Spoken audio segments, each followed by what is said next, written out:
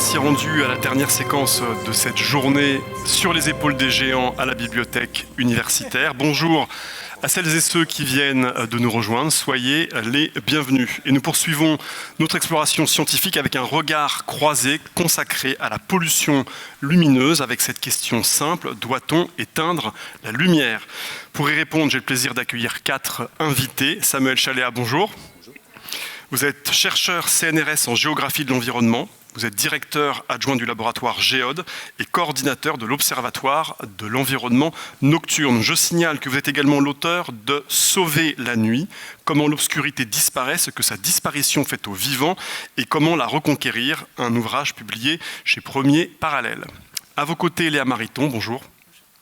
Vous êtes écologue, chercheuse au Centre d'écologie et des sciences de la conservation, le CESCO, et vous êtes notamment l'autrice d'une thèse de doctorat sur la pollution lumineuse et son impact sur les chauves-souris. Je précise qu'il est possible que vous nous quittiez pendant la tenue de cette table ronde. Si Léa Mariton s'échappe par ici, c'est normal. À vos côtés, Raphaël Peralta, bonjour. Vous êtes docteur en astrophysique et vous êtes le responsable de la communication et de la diffusion des sciences au sein du département d'astrophysique du CEA. Vous êtes également le président fondateur de l'association de médiation scientifique Spacebus France. Enfin, Jacques Chansavant, bonjour. Vous êtes ingénieur chez Artelia, une société qui conseille les collectivités sur des problématiques associées au développement des territoires intelligents. Autrement dit, vous êtes un spécialiste de l'aménagement urbain. Avec vous, nous allons donc nous attaquer à cette problématique de la pollution lumineuse qui ne fait que s'étendre sur nos villes et nos territoires. Quelles en sont les conséquences sur la faune, sur la flore, y compris sur la santé humaine? Comment lutter contre? Que gagnerions-nous à pouvoir contempler à nouveau le ciel nocturne? C'est ce que nous allons nous demander. Avec cette première question très factuelle pour vous, Raphaël Peralta, pour d'une certaine manière fixer le décor, est-ce que vous pouvez nous dire combien d'étoiles sont visibles dans une zone totalement vierge de pollution lumineuse? Et à l'inverse, combien on peut voir d'étoiles dans une ville comme Paris ou même comme Le Havre? Raphaël Peralta. Alors dans les meilleures conditions, on peut voir à peu près 3000 étoiles. D'accord ? Et toutes ces étoiles se situent dans notre galaxie, donc dans la Voie lactée, sachant que dans la Voie lactée, on compte à peu près 200 milliards d'étoiles et on n'en voit que 3000. Ça pour tout un tas de raisons, mais notamment nos yeux ne peuvent pas voir très très bien la nuit, et donc du coup on arrive à voir certains, on est quand même assez sensible, mais pas beaucoup, donc c'est le maximum. Et même dans certaines conditions, notamment au Chili, où là vraiment il y a des conditions exceptionnelles, certains disent que lorsque c'est la nouvelle lune, donc pas de lune du tout, on peut même voir notre ombre projetée par les étoiles. Donc c'est vraiment pour dire la puissance de la lumière des étoiles. Alors qu'à Paris, on compte 10 étoiles, et encore. Donc voilà. Vous m'aviez dit une vingtaine, non? C'est 10 aujourd'hui. Une dizaine. Oui, maintenant c'est 10, c'est ça, avec les JO. Et ça, c'est vrai de tout type d'agglomération. Au Havre, c'est sensiblement la même chose. C'est sensiblement la même chose. L'ordre de grandeur, c'est la dizaine, peut-être 20, la peut-être. Dizaine, exactement. D'accord. On va continuer avec quelques chiffres avec vous, Samuel Chaléa. Donc vous êtes géographe. Est-ce que vous pouvez nous dire un peu quelle fraction du territoire national est concernée par la pollution lumineuse et combien de personnes sont touchées et plutôt dans quelle zone? J'ai eu peur que vous me demandiez les noms des fleuves et des affluents, etc. Et les départements et les chefs-lieux. Voilà, c'est ça. Tout ce qu'on demande à un géographe habituellement. Bon, on a quelques chiffres. Il y a un atlas qui était paru en 2016, qui était un article qui avait fait pas mal de bruit, parce que pour la première fois, on quantifiait et on spatialisait un petit peu cette pollution lumineuse à l'échelle internationale. Et puis du coup, on pouvait quantifier effectivement la part de population qui, à l'échelle mondiale, par exemple, n'a plus du tout accès à la Voie lactée. On est à 30% de la population qui n'a plus accès visuellement à la Voie lactée depuis son lieu de résidence. Mondialement, voilà. Dès qu'on fait un focus ensuite sur les États-Unis ou l'Europe, où la part d'urbanisation, le taux d'urbanisation et l'accès à l'énergie surtout, et donc à l'éclairage artificiel nocturne, est très largement répandu.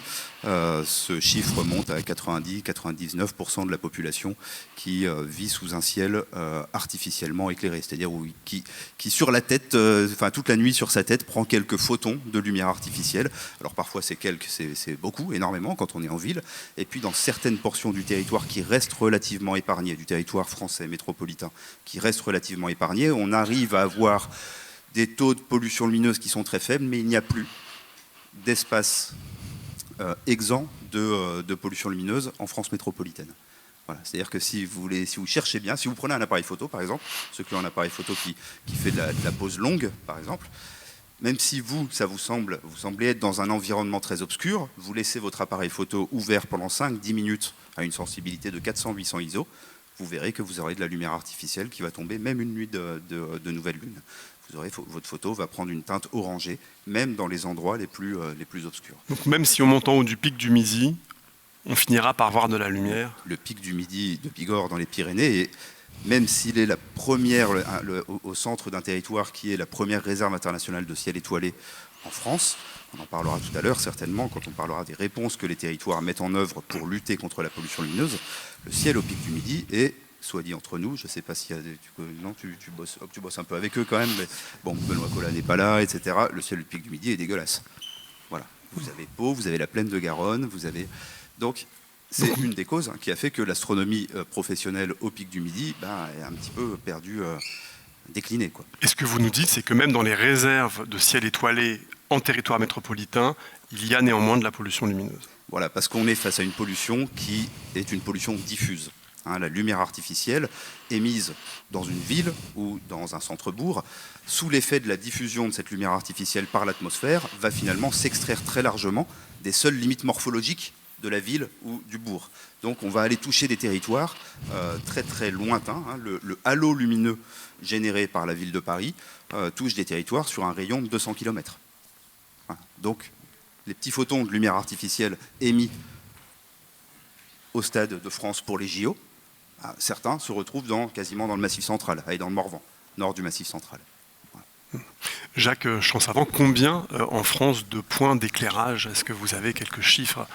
On n'a pas fait de recensement précis, mais les derniers chiffres de l'ADEME donnent 11 millions de points lumineux aujourd'hui qui couvrent le territoire français, sans compter tous les éclairages que les gens peuvent mettre dans leur jardin, les petites lumières à LED qu'on met pour décorer nos jardinières.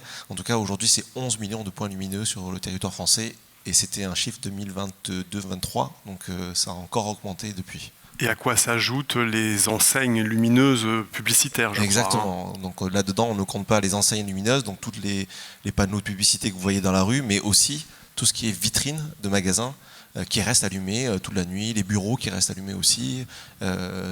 Ça s'ajoute en plus à ces 11 millions de points lumineux. Et vous me disiez, Samuel Chaléa, qu'en plus de ça, on a réévalué récemment l'intensité de cette pollution et on s'est rendu compte qu'on était en dessous du réel, quoi. Ouais, en fait, on a réévalué la croissance, le taux de croissance, la rapidité d'expansion et d'expansion dans l'espace et en intensité, effectivement, parce qu'on avait, ces 20 dernières années, beaucoup utilisé les images satellitaires satellite, il ne faut plus dire satellitaire, il paraît. Satellitaire, bref, choisissez un des trois. On utilisait beaucoup ces images satellites pour quantifier la pollution lumineuse, et on s'est rendu compte que les satellites qu'on utilisait étaient un peu aveugles dans les longueurs d'onde bleues, qui sont les longueurs d'onde très utilisées, enfin très présentes dans les nouvelles technologies d'éclairage par diode électroluminescente, même si les choses sont en train de changer parce que les technologies sont un peu plus matures aujourd'hui qu'elles ne l'étaient il y a 5 ou 10 ans. Et puis, surtout les luminaires LED ont eu un effet positif sur l'orientation du flux lumineux. C'est-à-dire qu'avec les LED, on a arrêté le fameux luminaire boule qui envoie 50% de la lumière en direction du ciel en direct, et on a bien rabattu le faisceau au sol. Mais donc ça, depuis le satellite, on peut avoir une sensation un peu de diminution ou en tout cas de progression relativement lente. Mais dès qu'on regarde, et c'est une étude qui a été faite par notre collègue Christopher Kiba début 2023 sur la base de la science, de données de sciences participatives justement avec 51 000 contributeurs, dès qu'on regarde la pollution lumineuse au niveau du sol, en fait, on est sur des taux d'augmentation de 10% par an dans certains endroits du globe, dont fait partie l'Europe. Et en plus, Raphaël Peralta, cette pollution lumineuse, maintenant, elle vient même carrément de l'espace et elle n'est pas seulement que dans le visible. Exactement. Alors dans l'espace, on a tous les satellites, donc notamment de Starlink. Là, il y en a à peu près 6000. Donc en gros, la compagnie d'Elon Musk envoie à peu près un satellite par semaine, en moyenne. Parce que généralement, il envoie des trains, ça vient plusieurs, mais en moyenne, c'est le taux de lancement. Donc depuis 2019, il en a lancé 6000 et prévoit d'en lancer 42 000. Et le problème, c'est que c'est en orbite basse, donc plus qu'une source lumineuse est proche, plus elle est lumineuse. Et en plus, ils ont des grands panneaux solaires pour pouvoir capter un maximum de lumière, pour pouvoir être autonome. Et donc, ça réfléchit d'autant la lumière. Et donc, d'un point de vue astronomie, c'est catastrophique. C'est comme si vous vouliez aller dans un musée, vous avez une super peinture quelque part, sauf que vous êtes un peu loin parce que vous ne pouvez pas accéder plus près. Et il y avait tout le temps des gens qui passaient devant. Donc, vous ne pouvez pas contempler correctement l'œuvre. Vous avez tout le temps des personnes qui viennent parasiter finalement votre vision. Et ça, c'est un gros problème, parce que pour le moment, c'est Starlink, et bientôt, ça sera d'autres. Jeff Bezos veut aussi faire la même chose, ils veulent tous en faire. Il y a les Chinois qui commencent, etc. Donc, en fait, cette pollution lumineuse est de plus en plus grande. Et généralement, quand on parle de pollution lumineuse, on parle aussi de la lumière visible, donc de la lumière que l'on peut voir, mais il y a aussi d'autres lumières, comme la lumière radio. Et donc, il y a des zones blanches, ça veut dire des endroits où on dit, bon, bah là, on n'émet rien du tout, comme à Nancy, par exemple, pas très loin de Paris, parce que sinon, on ne peut pas voir le ciel. Nancy, où il y a un radiotélescope, hein, c'est ça? Exactement. Donc, en fait, dans le ciel, il y a des trucs qui illuminent, pas que dans le visible, mais dans tout un tas dans tout le spectre électromagnétique, radio, rayons X, rayons gamma, visibles, submillimétriques, etc. Et toutes ces portions donnent une information. Donc nous, on pense souvent au visible, parce que c'est ce que l'on est capable de voir avec nos propres yeux, mais si on étend avec d'autres instruments, voire d'autres choses, eh ben on s'aperçoit que même là, on est pollué. Et du coup, les ondes radio, juste un téléphone, ou quelqu'un, par exemple, qui passe avec un vélo électrique, ça pollue. Si le micro-ondes, ça pollue.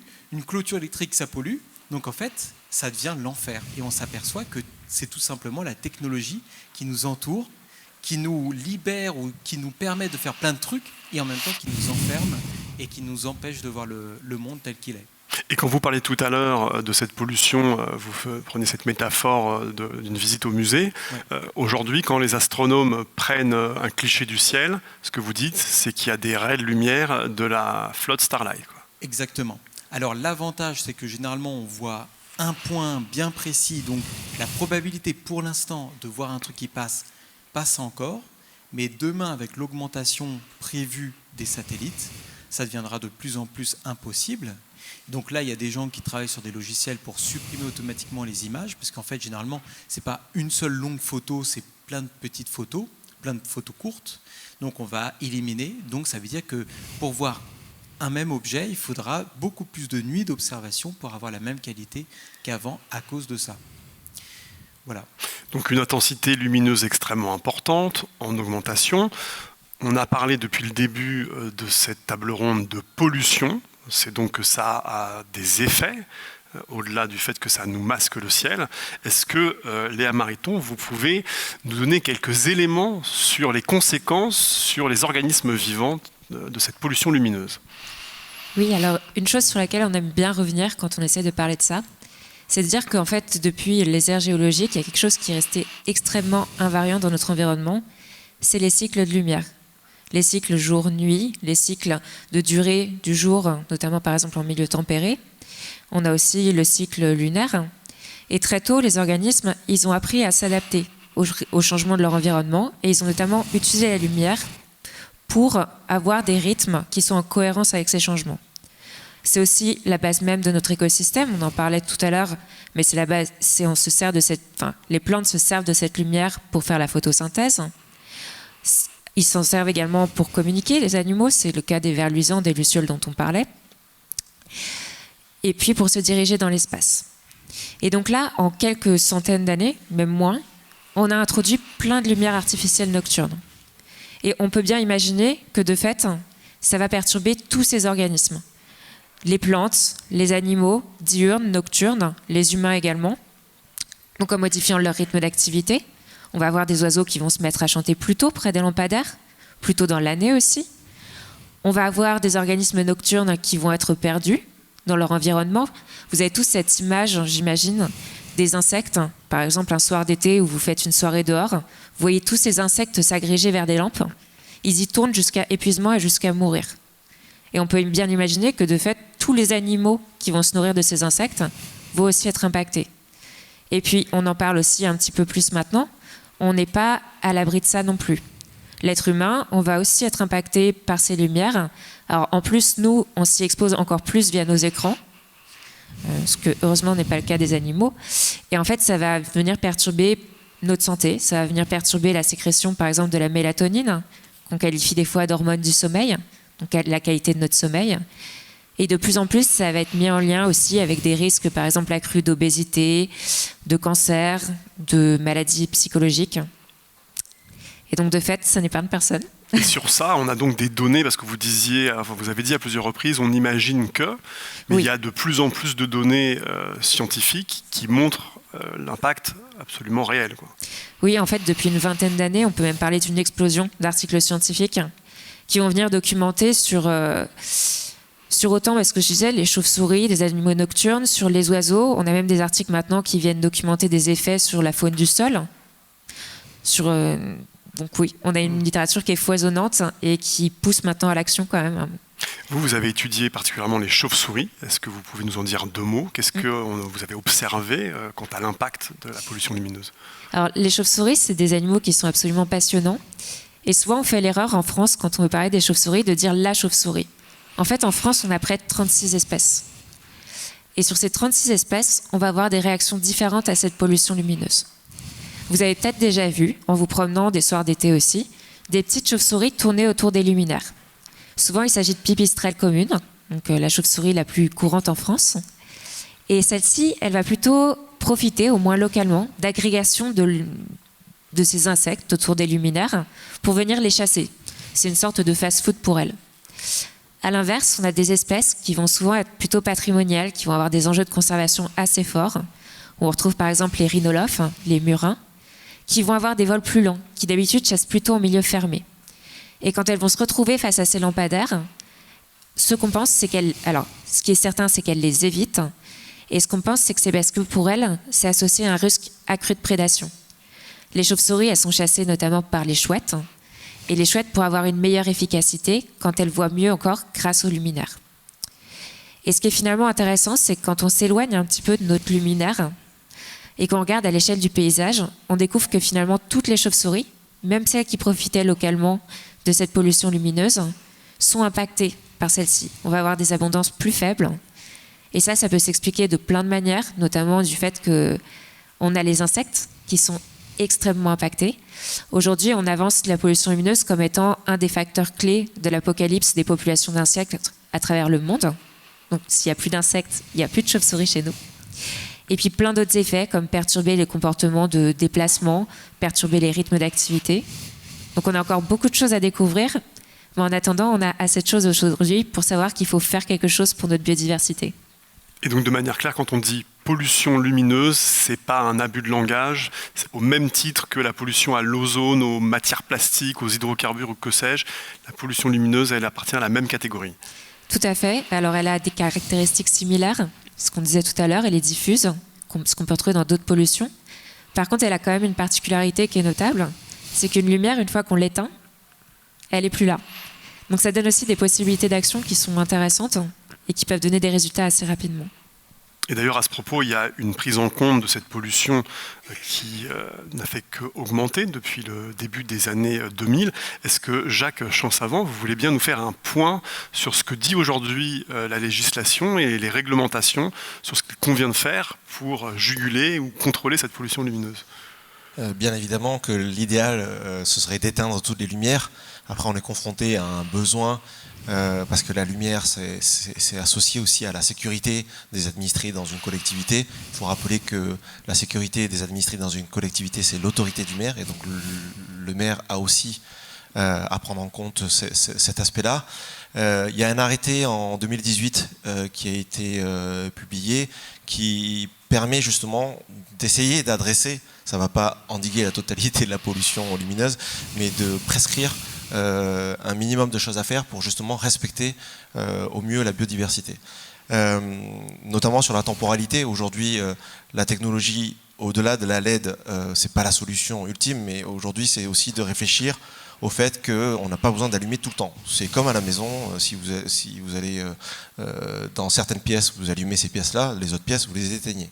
Finalement, c'est un peu la même chose qu'on cherche à faire, c'est-à-dire qu'il y a des périodes dans la nuit où on n'a pas besoin de circuler sur certains axes secondaires résidentiels, où on va éteindre dans certaines villes, mais des fois juste abaisser et maintenir un niveau d'éclairement qui est le plus faible possible, mais le minimum pour que la vidéosurveillance puisse fonctionner et que les citoyens se sentent en sécurité. Donc on va abaisser de 80%, 70-80% dans certaines zones. On va jusqu'à éteindre en faisant justement la possibilité d'avoir de la détection automatique dans des zones peu fréquentées. Et la détection automatique, exactement comme à la maison, permet de rallumer et d'éteindre avec une tampon. Mais vous disiez, ça c'est à l'appréciation des maires, est-ce que vous voulez dire par là qu'il n'y a pas aujourd'hui de cadre législatif contraignant sur ce qu'il conviendrait de faire, sans parler du fait de savoir si c'est appliqué ou pas et à quel rythme on peut le faire, mais... Voilà. Oui, c'est des préconisations, c'est pas une obligation. Il y a, même si tout le monde va dans ce sens-là, c'est-à-dire qu'il y a l'Association de France de l'éclairage qui regroupe pas mal d'acteurs privés et publics, etc. Et on retrouve ce que Samuel a dit tout à l'heure, c'est-à-dire qu'il y a du bon sens, on n'éclaire plus le ciel. Aujourd'hui, les technologies ne doivent pas dépasser 4% de lumière qui va vers le haut. Donc la lumière est directionnelle et on doit mieux la maîtriser. Ça n'est qu'une préconisation, ça. On le fait, mais c'est pas une obligation. Ce n'est pas une obligation en tant que telle. C'est une préconisation. On l'a arrêté. Aujourd'hui, il y a un chiffre qui est important parce qu'on parle de la LED comme une révolution. Il n'y a que 30% aujourd'hui du parc français qui est passé en LED. Sur les 10 dernières années, il y a un gros effort qui a été fait, mais il y a toujours ce paradoxe de dire on sait tout ce qu'on devrait faire, mais après, qu'est-ce qu'on peut faire et qu'est-ce qu'on est prêt à faire. Et il y a quand même un frein qui est important, qui est le côté budget. Donc ça représente un coût de passer tout l'éclairage public en LED, pour des raisons diverses et variées, techniques, parce que voilà, il y a de la moyenne tension, il y a de la basse tension et autres. Mais ça représente un coût non négligeable. Mais à chaque fois qu'on peut, on essaye d'appliquer justement toutes les préconisations de cet arrêté sur justement la temporalité donc d'éclairement et le niveau minimum aussi d'éclairement. Je ne sais pas, on en parlait ou c'était dans la table ronde de tout à l'heure. Aujourd'hui, on limite à 2700, 3000 Kelvin, donc on tend vers du jaune-orange justement pour enlever le côté un peu bleuté de la LED. C'est quelque chose qu'on maîtrise aujourd'hui. Sur les premiers lampadaires LED à l'époque, il y a 10 ans, c'était pas encore le cas. Donc voilà, il y a le progrès qui nous permet d'adresser de plus en plus les préconisations et d'y répondre, mais on n'y est pas encore totalement. Il y a quand même un point, je ne sais pas si on le tiendra, il est imposé aux collectivités d'enlever toutes les lampes sodium d'ici 2026. 2026, c'est demain. Et quand je vous dis que 30% du parc est passé en LED, je ne pense pas qu'on y soit en 2026. Voilà, alors, en tout cas, on y travaille. On va voir juste après justement ce que font les communes de France.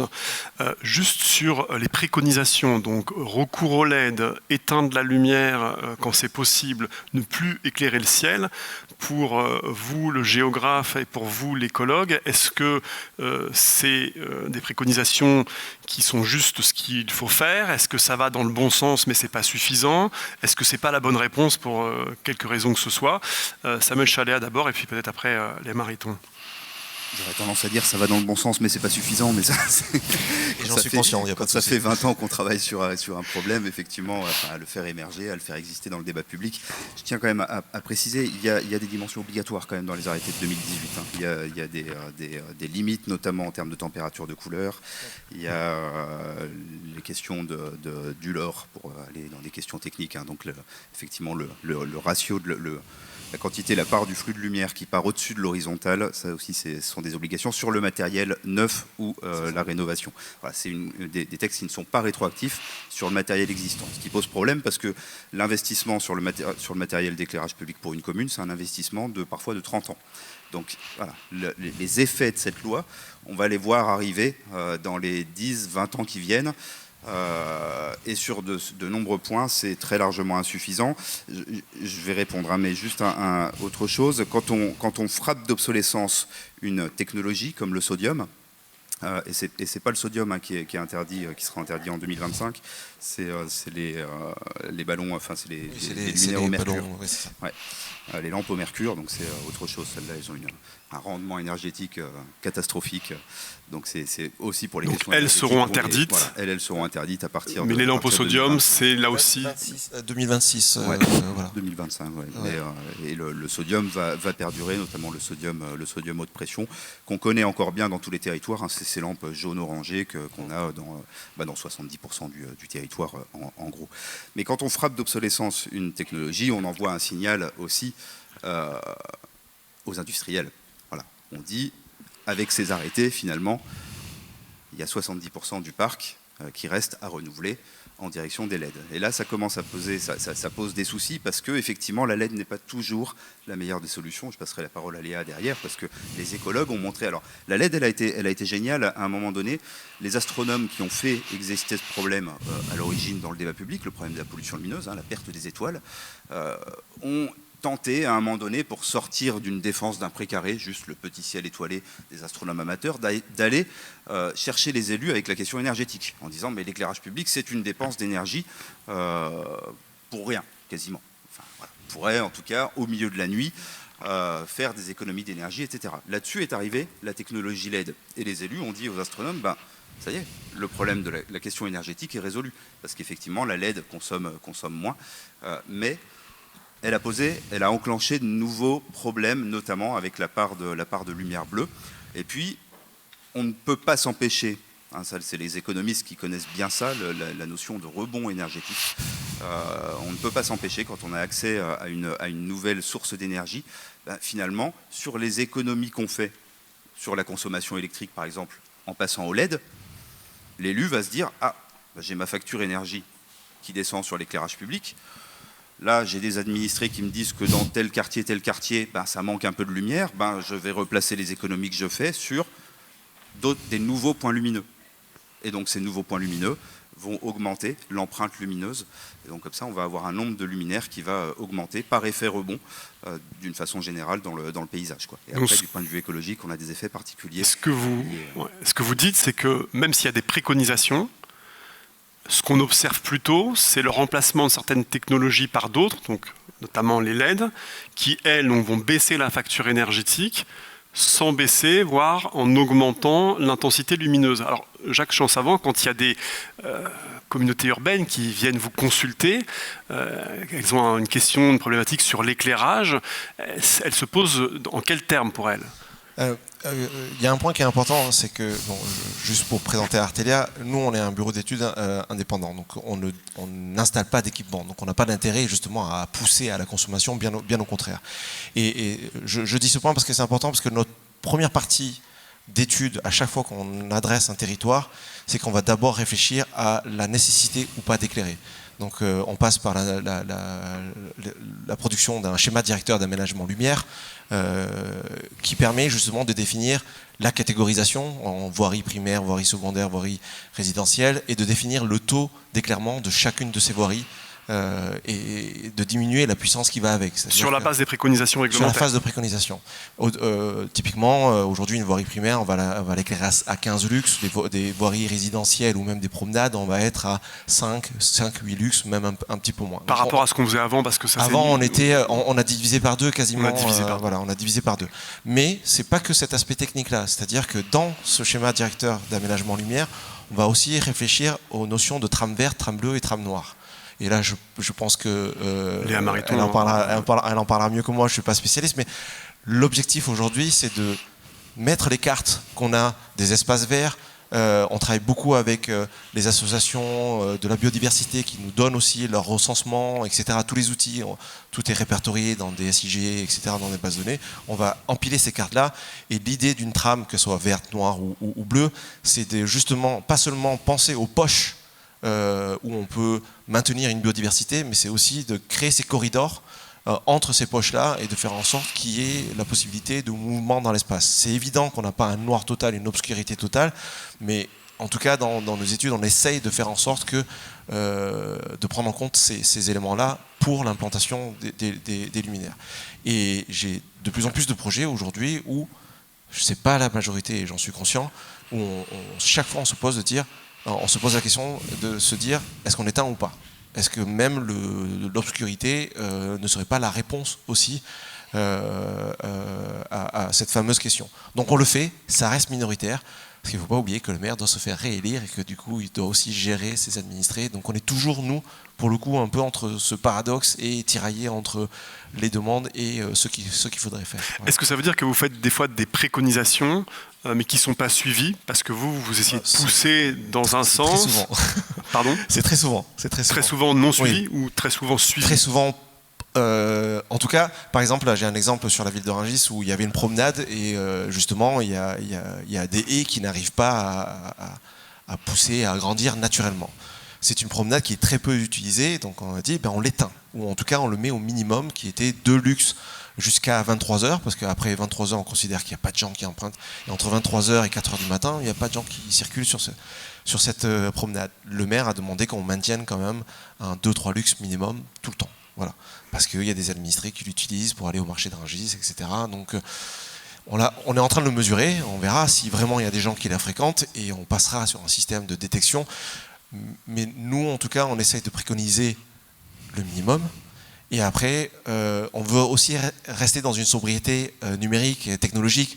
C'est-à-dire qu'on n'a pas mis tout de suite le détecteur, on verra après comment vit cette promenade-là et on verra si on devra améliorer ou pas les systèmes qu'on a mis en place. Voilà. En même temps, l'une des solutions que vous préconisez, vous me disiez avec votre société, c'est un recours à ces capteurs, à cette intelligence numérique pour détecter la lumière ou les passages, éteindre quand il faut. Donc, est-ce qu'on peut parler de solutions technologiques à la question de la pollution? Oui, il y a beaucoup de solutions technologiques et pour le coup, les industriels et les fournisseurs font preuve de beaucoup d'imagination. Après, il y a toujours cette notion de sobriété technologique qui nous tient à cœur. Pourquoi? Parce que plus on met d'équipements, plus on a des équipements qui peuvent tomber en panne. Et donc un équipement qui tombe en panne, le mode dégradé, c'est si le détecteur tombe en panne, on va éclairer. Et on va éclairer au niveau maximum la plupart du temps parce que les modes dégradés, c'est un mode dégradé qui doit être sécuritaire. Donc on va essayer d'aller dans ces technologies, mais il y a l'empreinte carbone de ces technologies, il y a l'exploitation maintenance, il y a le coût que ça représente. Donc on y va pas à pas, on essaye vraiment de faire une démarche main dans la main, pas à pas avec les collectivités pour dire technologie, oui, mais quel est votre besoin et quelle est votre capacité organisationnelle aussi à maintenir et à exploiter ces équipements derrière. Voilà. On peut aujourd'hui, si on veut, éteindre chaque luminaire individuellement, un par un, dire celui-là il est à 100%, celui-là il est à 20%. Quel est l'intérêt si j'ai personne derrière un écran pour le faire? Voilà, donc il y a tout ça aussi. Après, il y a plein de technologies qui ont été mises en place, testées. Aujourd'hui, des riverains peuvent... on a éteint une rue et les riverains ont une application pour allumer la rue quand ils en ont besoin. Bon, on a fait face au fait que certains riverains, pour gêner son voisin, va allumer, etc. etc. Voilà, il y a quand même l'aspect humain qui rentre là-dedans. Mais en tout cas, on essaye d'essayer de répondre aussi aux besoins des usagers au quotidien par rapport à l'éclairage urbain. Léa Mariton, sur cette question notamment des zonages, zone noire, zone verte, il y a une troisième couleur, zone blanche. Je vous ai vu avoir l'air sceptique. Non, mais alors il y a la théorie, il y a l'écologie où en effet on dit que ce serait bien pour chaque espèce de conserver donc des réservoirs qui vont être reliés par des corridors. Après, c'est toute cette problématique de la pollution lumineuse, c'est qu'on a tout l'humain autour. Et là, c'est Samuel qui pourra vous en parler mieux, je pense. Donc sur les questions de mise en place, il faut aussi éviter que ce qu'on peut retrouver parfois, d'avoir des personnes qui disent on a fait une trame noire, c'est super. Et du coup, à côté, c'est bien, on n'a rien à faire. On veut aussi que en fait, les efforts soient partout. Qu'on ne fasse pas au minimum, mais plutôt au maximum éteindre. Et ce n'est pas encore le cas aujourd'hui, c'est ça que vous voulez souligner.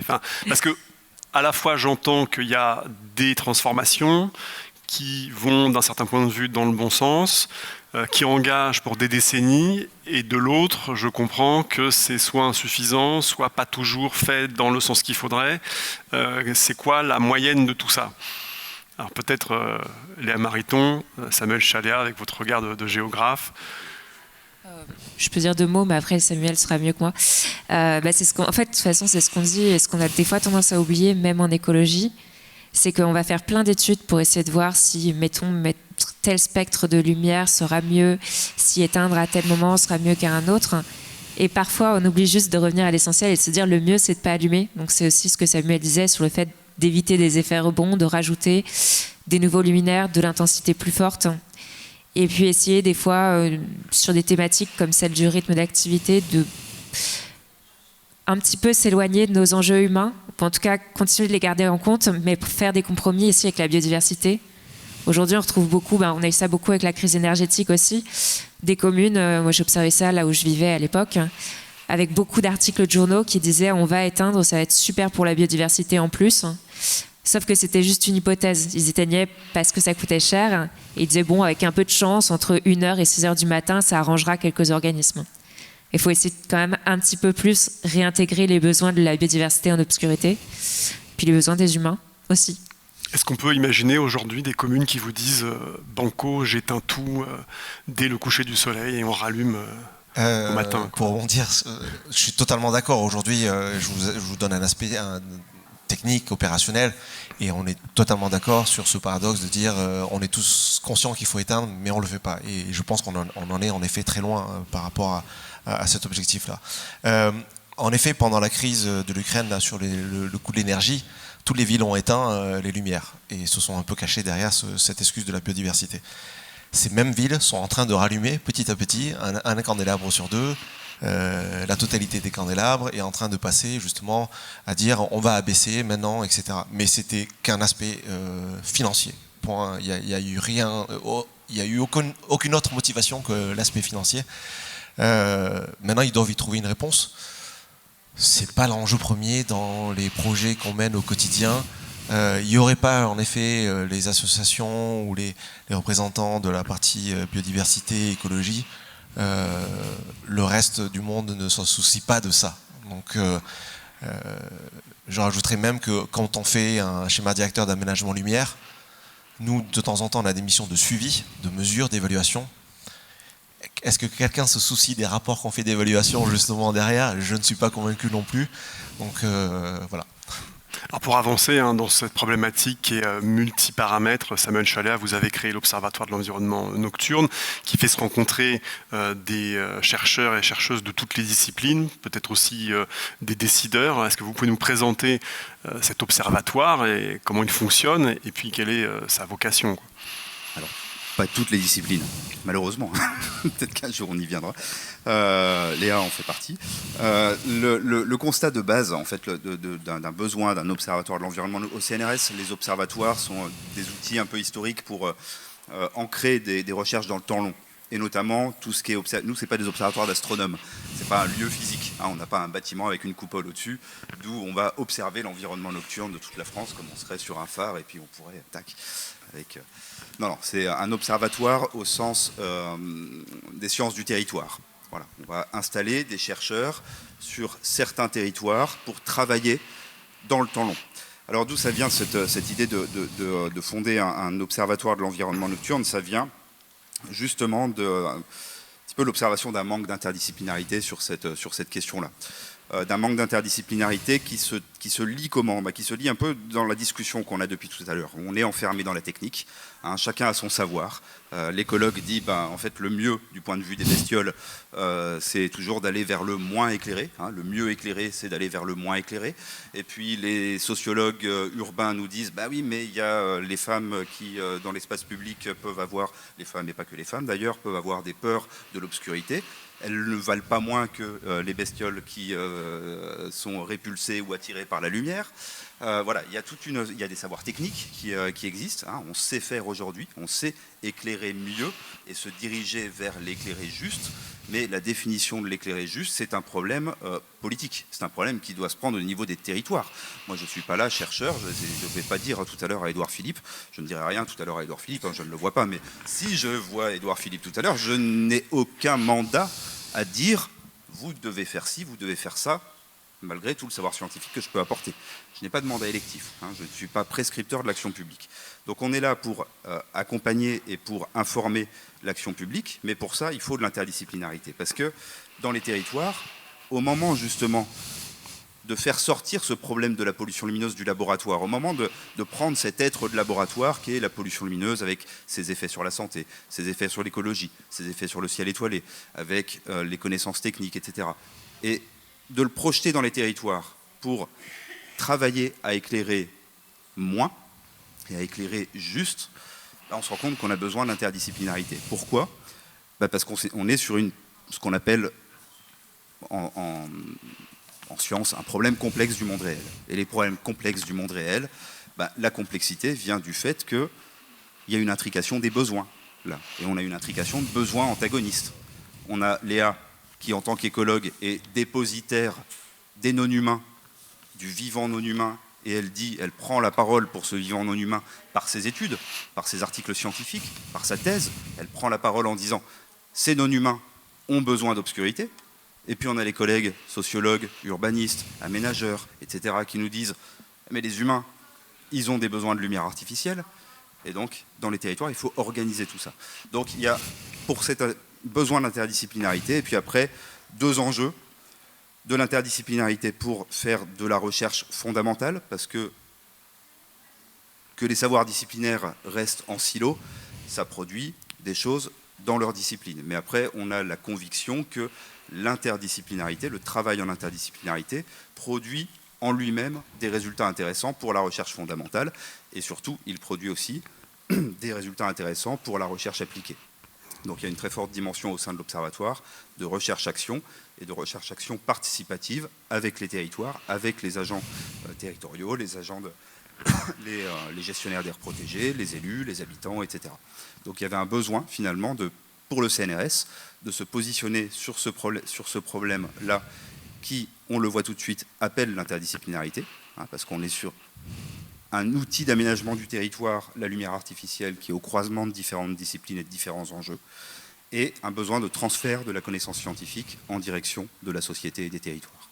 Alors au-delà, la bonne nouvelle, c'est aussi peut-être le fait que les Françaises et les Français expriment de plus en plus le besoin, l'envie de retrouver de l'obscurité. Alors j'ai quelques chiffres. En 2012, 48% étaient favorables à une réduction de l'éclairage public. C'est 92% en 2022. Je m'adresse à vous, Raphaël Peralta, vous qui avez créé donc ce Spacebus, qui j'imagine chemine pour aller contribuer à présenter le ciel nocturne sur le territoire. Est-ce que vous avez noté, vous, cette appétence en augmentation pour le ciel nocturne?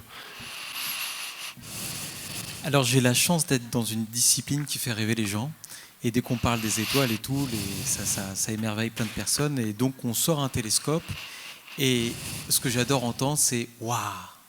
Et ça veut dire que là, on a gagné un truc, et la personne a été convaincue, et vraiment est fascinée. Et donc, nous, quand on se balade comme ça avec le Spacebus, on est venu au Havre, d'ailleurs il y a 2-3 ans, je ne sais plus trop, et en fait, on est au milieu des lampadaires. Parfois, on essaie d'éteindre. Parfois, on y arrive. D'autres fois, on n'y arrive pas. Et on doit faire avec. Donc, du coup, on peut observer que quelques trucs, mais pas beaucoup. Donc, l'expérience reste bien, mais toujours trop peu. Et donc, cette communion, entre guillemets, avec la nature se perd, du coup. Et ce que les gens recherchent, c'est justement ça. C'est justement qu'on les fasse rêver. Et un aspect, je trouve qu'on n'a pas assez parlé. Il y a le côté économique, il y a le côté biodiversité, il y a le côté tout ça. Mais au bout d'un moment, c'est est-ce qu'on en a vraiment besoin? Vous voulez dire le côté existentiel, quoi. Comment? Vous voulez dire le côté existentiel? Existentiel. Ouais. Pourquoi on allume? Enfin, avant, on vivait sans autant de lumière. Pourquoi on a autant besoin? Et à chaque fois, je prends cet exemple. Une fois, ça m'a vraiment bouleversé. Devant un centre commercial, il y avait les télés. Vous savez, maintenant, il y a tout. Je ne sais pas pourquoi ils mettent tous des télés devant leur commerce. Je ne comprends pas. En plus, ça ne parle jamais de ce que la personne vend à l'intérieur. Je n'ai pas compris ce concept. Et il y avait un enfant qui se baladait avec son grand-père et qui lui tenait la main. Et du coup, il marchait. Et le petit a été happé par la télé, a lâché la main de son grand-père et est resté figé, comme un insecte qui est figé autour d'un lampadaire. Et le grand-père, qui ne s'est pas aperçu, il continue à marcher. Et au bout de plusieurs mètres, il se retourne et il voit le gamin comme ça, figé devant l'écran. Et en fait, on se dit, mais pourquoi? Et je pense que c'est surtout ça la question, c'est se remettre finalement, et c'est ça que j'aime bien avec l'astronomie, c'est en fait on éteint la lumière et on se demande qu'est-ce qui se passe quand on éteint la lumière. Et il y a quelque chose qui apparaît. Et je trouve que la question aussi, au-delà de l'économie, c'est qu'est-ce qui se passe si on éteint la lumière. Ok, il y en a qui ont peur et tout, mais est-ce qu'il n'y aurait pas d'autres choses à gagner? Et notamment, par exemple, ça a été démontré que sur les autoroutes, il y a moins d'accidents quand on éteint les lampes le long des routes, parce que justement les personnes sont plus vigilantes et ont un regard beaucoup plus affûté lorsqu'on est plongé dans le noir par rapport à l'obscurité, que s'il y avait toujours de la lumière, en fait, on serait moins adapté à voir les dangers. Samuel Chaléa, vous vouliez ajouter quelque effectivement, chose? tu as tout à fait raison d'insister sur la question de l'émerveillement, la question de l'artificialité de certains de nos besoins. Je renvoie au bouquin qui est sur la table là-bas, je l'ai vu tout à l'heure, donc c'est le bouquin de Razmik Kecheyan, Les besoins artificiels. Il ouvre son introduction sur la question de la pollution lumineuse. Voilà. Alors après, effectivement, il faut réfléchir à quoi on a vraiment besoin. C'est à ça qu'il faut réfléchir dans les territoires. À quoi on tient? Ce à quoi nous tenons, pour reprendre encore le titre d'un autre bouquin, celui de Émilie H. Ce à quoi nous tenons. Pour une écologie pragmatique, le sous-titre. Voilà, donc 2 bouquins super intéressants. Et c'est ça qu'il faut discuter autour de ça. Techniquement, on sait faire plein de choses. Pas de problème. Hein. On peut abaisser, on peut réguler, on a même des sources lumineuses qui aujourd'hui, on peut modifier la température de couleur. C'est du tunable white, c'est Philips qui fait ça. Il ne faut pas faire de la pub, mais désolé. Bon, il y en aura qui vont le faire dans pas longtemps. On peut modifier les longueurs d'onde au cours de la nuit. Voilà, dire à 21h, ou le matin, ce sera un peu plus bleu parce qu'il faut réveiller les gens. Et puis le soir, on va mettre un peu plus chaud, etc. Bon, ça c'est bien. Techniquement, on peut tout faire.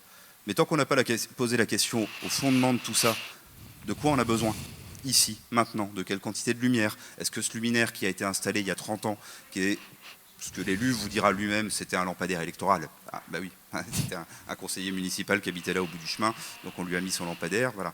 Est-ce que les usages ici et maintenant ont changé? Est-ce qu'ils sont toujours les mêmes? Est-ce que le gars, il est toujours conseiller municipal, ou est-ce que la mandature a changé et que, hop, on peut lui enlever son petit lampadaire électoral? C'est tout ça, définir les besoins. Donc, et après, quand on regarde les besoins, on se rend compte qu'effectivement, pour faire une jolie pirouette, tous nos besoins de lumière artificielle ne sont pas des besoins artificiels de lumière.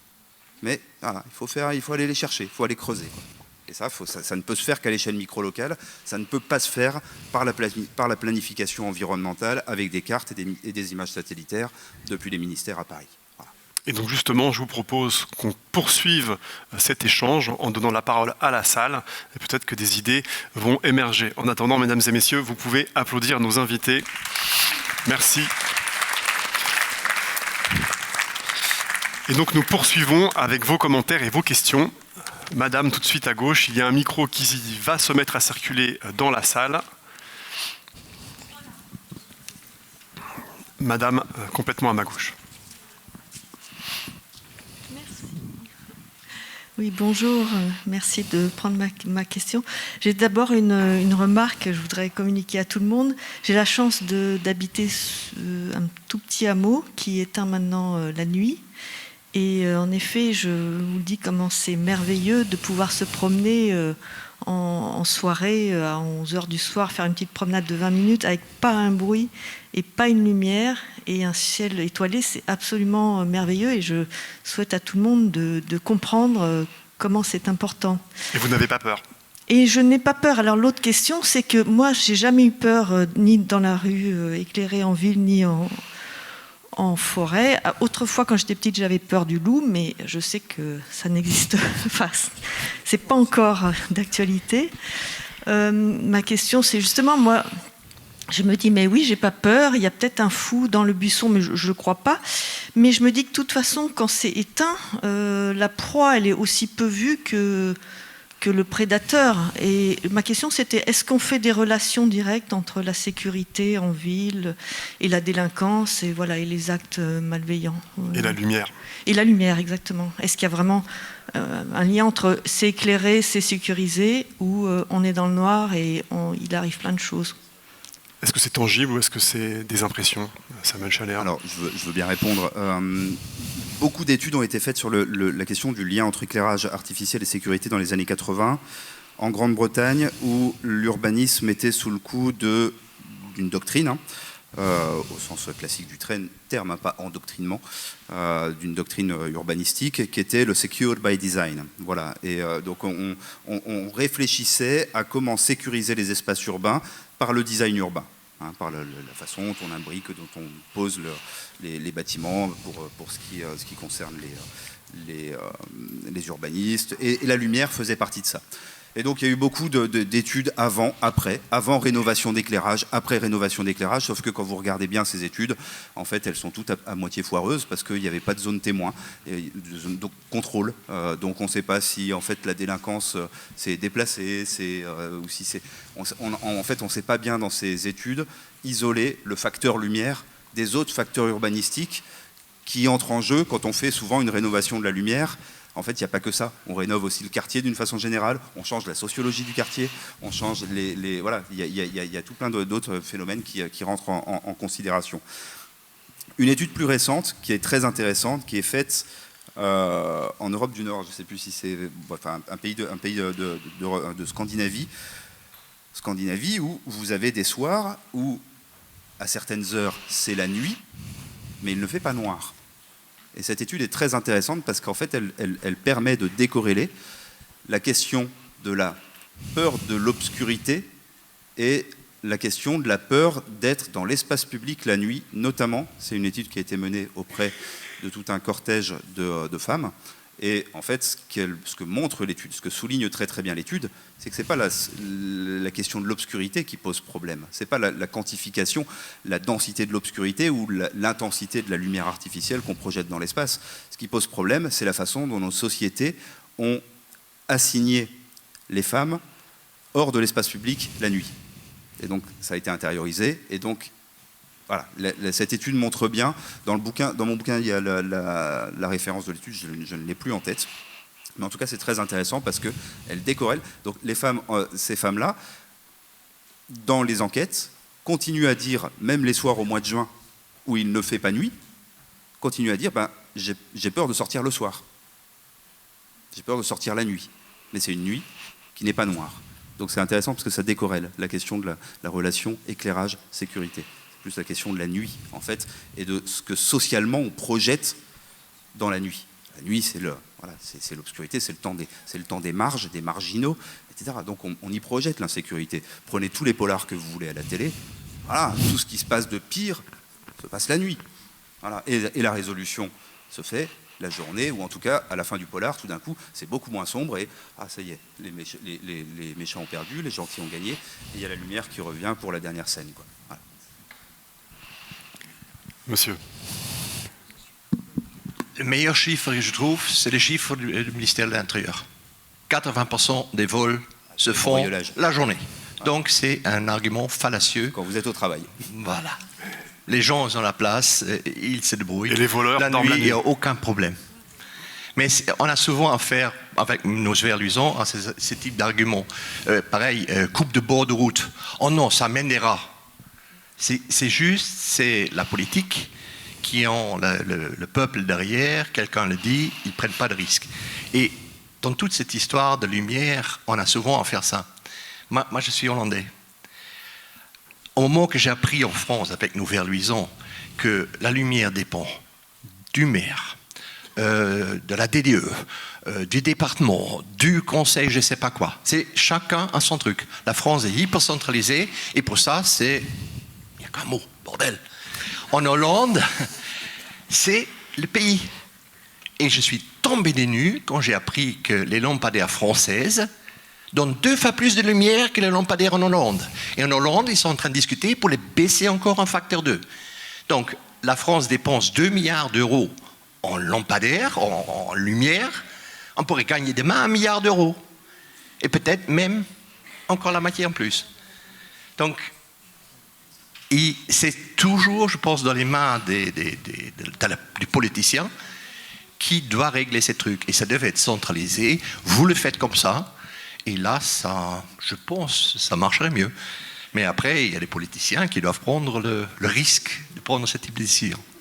Madame, au deuxième rang. Attendez, on va vous apporter le micro.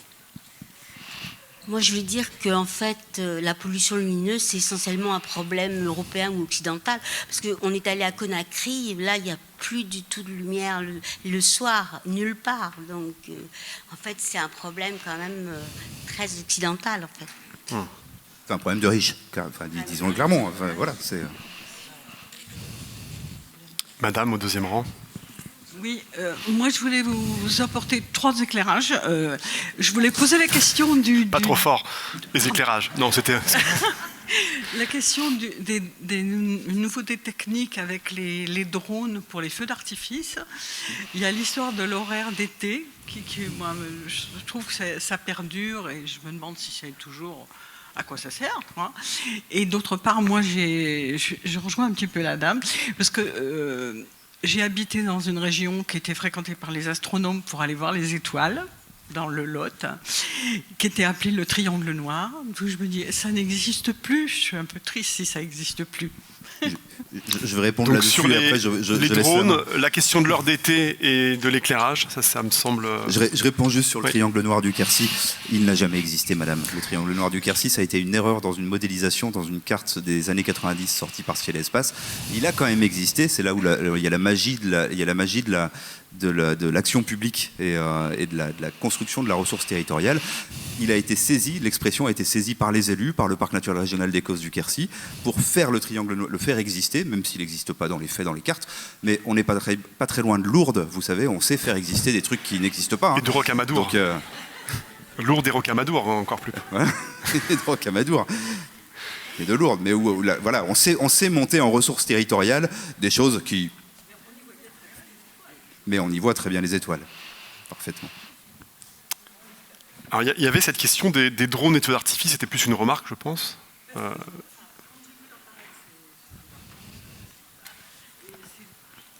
Ces drones, je me suis dit, c'est une nouvelle technologie, qu'est-ce que ça apporte au niveau spectacle, on a vu, mais au niveau esthétique, mais au niveau technologique par rapport à la densité de lumière émise. Enfin, voilà, c'est la question posée par Samuel Chaléa, de quoi avons-nous besoin, il me semble. Et c'est un peu à chacun d'y répondre.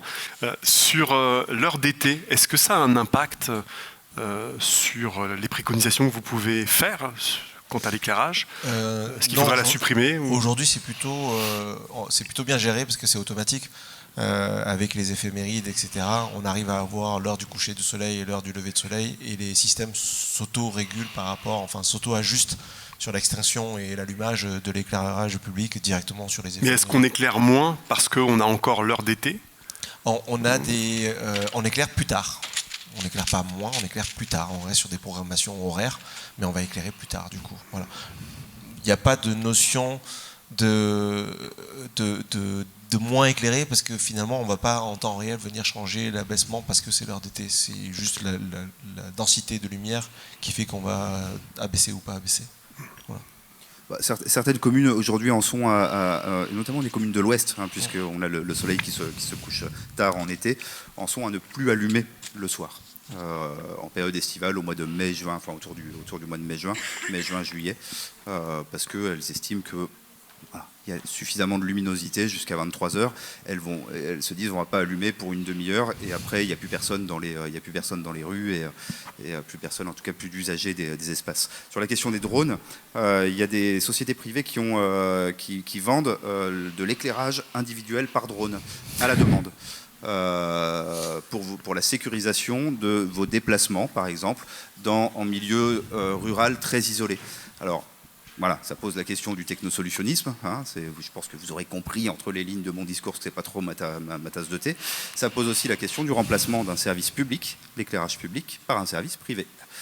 Voilà. Et donc ça, je pense que ça mérite aussi d'être posé sur la table dans le débat citoyen, dans les territoires, parce que l'éclairage public est un service public dont doit être discuté et discutable par tous, alors qu'un service de drone qui va venir à la demande se placer au-dessus de vous, vous éclairer, vous faire une petite bulle pour votre sécurité personnelle, va avoir des effets collectivisés. C'est pas un truc de russe, hein, c'est l'Union soviétique, mais au niveau environnemental, pour des bénéfices privés. Voilà, question là aussi. Posée. Vous vous vouliez ajouter quelque chose, non? Ouais, je voulais juste rebondir sur ce que monsieur disait sur le bordel organisationnel. C'est lui qui l'a dit, c'est pas moi. Il y a en effet, et Samuel l'a un peu mentionné, cet aspect de communication et d'échange entre les différentes entités. Et Dieu sait qu'on sait faire complexe en France sur l'organisation. C'est exactement ça. C'est-à-dire que typiquement la voirie, c'est un service à part qui vont nous imposer des normes d'éclairement au sol en disant voilà, c'est une voirie, machin, il faut tant au sol. La vidéo qui va nous dire moi, pour que ma caméra fonctionne, j'ai besoin de 0,2 lux, donc il faut éclairer, etc. Il y a la partie environnementale où on fait des dossiers d'utilité publique, des dossiers d'impact, etc. Mais est-ce que ces gens-là échangent vraiment et discutent vraiment pour qu'à la fin, il y ait un projet cohérent? Je vous donne un exemple, si j'ai 2 minutes. Il y a un exemple sur une ZAC. On a fait des passages de sous-voirie pour la petite faune. Donc ils ont bien mis les passages de sous-voirie, mais comme c'était pratique, ils avaient le camion et l'enrobé au même endroit, ils ont dit je vais mettre le lampadaire au même endroit. Donc du coup le petit passage il sert plus vraiment parce que c'est éclairé à la sortie et à son entrée. Donc voilà, il y a ce manque un peu de communication qui est flagrant, qu'on voit sur tous les projets de manière générale. C'était pas pour que les hérissons y voient clair? Non, pas du tout. S'il n'y a plus de questions, encore 2 questions. Alors en 2 mots pour la réponse et la même pour vous, madame. En 2 mots, ça va être court. Moi, je représente Paysages de France, la structure qui lutte contre l'envahissement publicitaire dans l'espace public. Et je voudrais bien savoir, je cherche des adhérents. Et alors, là, dans ce que vous présentez, vous parlez des 3 500 000 points de publicité dans l'espace public. Qui est-ce qui a trouvé ça? Qui d'entre vous a cette stat? J'ai pas donné la valeur parce que je l'ai pas sous les yeux. J'avais donné 11 millions de points lumineux, mais j'ai pas la valeur. Et je crois que c'est 3,5 millions, j'ai lu ça quelque part. 3,5 millions d'enseignes lumineuses. Est-ce que c'est un chiffre de l'AFE? Je sais plus. En tout cas, c'est l'ANPCEN, l'Association nationale pour la protection du ciel et de l'environnement nocturne, qui l'a beaucoup mis en avant. Je crois que c'est validé par l'AFE. Mais effectivement, par contre, ça pose la question derrière de l'intégration de la question de la lumière artificielle, de la régulation de la lumière artificielle nocturne dans les règlements de publicité et dans les règlements sur les enseignes et préenseignes. Là, je suis spécialiste, mais c'est 280 pages dans le Code de l'environnement. Et il y a un code, il y a un RLP par territoire, enfin c'est un truc incroyable. Nous, dans nos projets, dans ce qu'on demande, on demande simplement à ce que la publicité n'ait pas droit à l'énergie, qu'il n'y ait pas d'éclairage, des pubs, puis c'est tout, c'est pas compliqué. Par contre, moi j'ai 30 ans de vie publique dans les pattes, et je peux vous dire que plus vous êtes de politique, plus vous prenez en grippe la base, et singulièrement les universitaires, parce que ces gens-là vivent dans leur tour d'ivoire et pensent que tout le monde a juste à venir se prosterner devant leur savoir, et ils ne font rien. Voilà. Bon, on va... C'était un commentaire, et madame... Et pour finir sur une petite pour le mot de la fin, votre question. Moi, je voulais simplement dire que suite à la guerre en Ukraine, il avait été mis une suggestion aux municipalités de faire des économies d'énergie et notamment d'arrêter l'éclairage public la nuit. Ce qui se passe dans ma commune, c'est Fécamp. Et ça n'a pas posé de problème, mais ça a quand même réduit l'impact de consommation. Et voilà, donc c'est positif, quoi, quelque part. La nuit, à partir de 23h jusqu'à 6h du matin, on n'a plus d'éclairage public. Et vous n'avez pas envie qu'on rallume? Non. Bon, du tout. Voilà. Enfin, merveilleux. Moi et d'autres personnes, on s'est habitués. Aussi.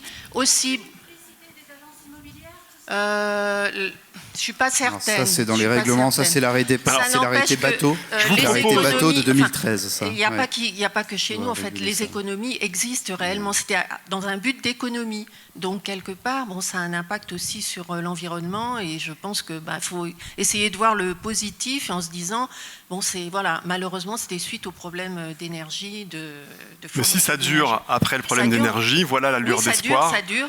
Et je vous propose qu'on en reste là. Si vous voulez poursuivre avec nos invités, peut-être resteront-ils encore quelques minutes. En attendant, cette table ronde est terminée. Samuel Chaléa, Léa Mariton, Raphaël Peralta et Jacques Champsavant, merci d'avoir été avec nous. Merci à vous, public, pour votre attention et vos questions.